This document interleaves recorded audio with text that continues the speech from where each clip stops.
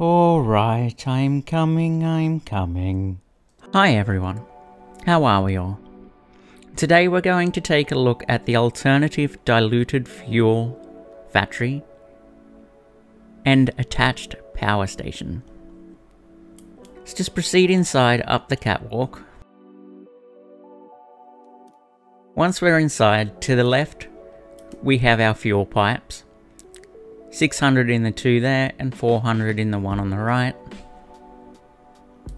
We have our usual box of supplies for our Pioneer. And our control power station, the refineries, lights, blenders and water extractors. Coming along, we have a byproduct of polymer resin in this factory. So all the polymer resin goes to the storage box you can see outside there, and the overflow heads into the sink here. This polymer resin will be used in a plastic factory in the future, and that includes the polymer resin you can see coming in from the giant fuel generator over there. We move up to the end. We have 20 refineries in 4 groups of 5. Each group is outputting 200 heavy residual oil per minute, and that splits off into 4 blenders. So these 4 blenders do one group of refineries, these 3 plus another over there does another, 4 more there, and then the 4 just here. We have 16 blenders running in this factory, outputting our alternative blender diluted fuel recipe. As in all my other factories, the logistics are hidden under the floor, kept as neat as possible of course, and I've used the new walls and the windows from update 5 to make a nice stylish walls on the sides and left the front clear. Up the ladder here, we have our first row of fuel generators. There are 40 fuel generators on this level. I've deliberately kept 4 generators off each group to deal with the liquid pipe flow issues that we have going on at the moment. I had the other 4 on, but the machines just were not getting the fuel, even though they can. I've placed valves to stop the fuel backflowing down the line. This is the same on this one here. This has helped a lot.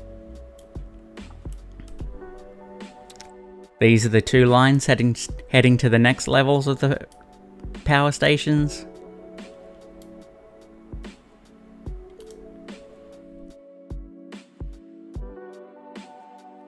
We have another 40 fuel generators here.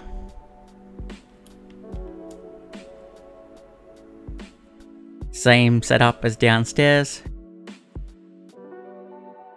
And then we have another 32 generators on the top floor.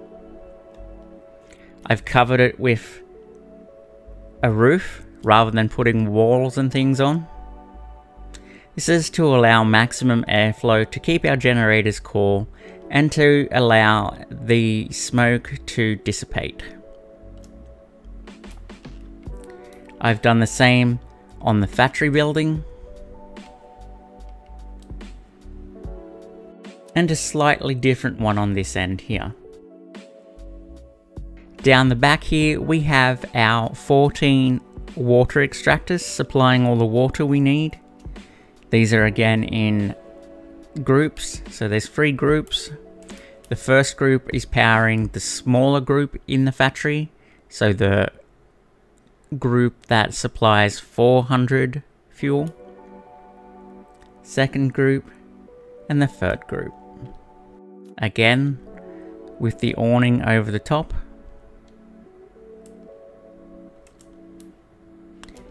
We just have signs telling us how much water is coming out of each section. It's fenced off for our pioneers' safety.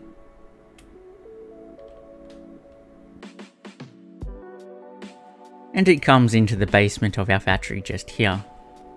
Signs indicating which pipe flows what.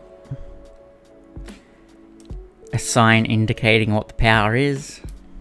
To cope with the fluid issues we are having in the game at the moment, I have more oil coming in than this factory requires, as some of the refineries just weren't getting the oil they required even though we had the right amount of oil coming in.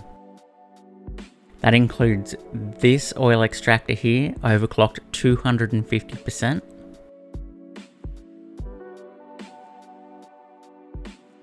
And this oil extractor here, overclocked at 250%.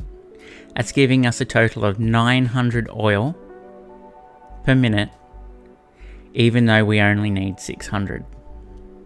And here's a preview of our next factory that we had to build this power station for, the giant ficsmas tree. Why don't you leave a comment on how many wonder stars per minute you think this factory is going to be making?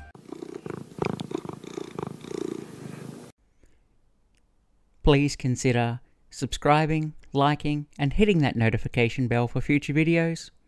And until next time, I'll see you later.